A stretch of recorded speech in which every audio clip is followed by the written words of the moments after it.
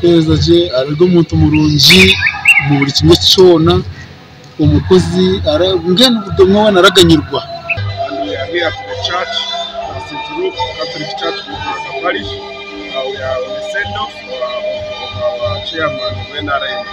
He has been the chairman of NRM for Chiga since we began and has been helping us to unite us as NRM.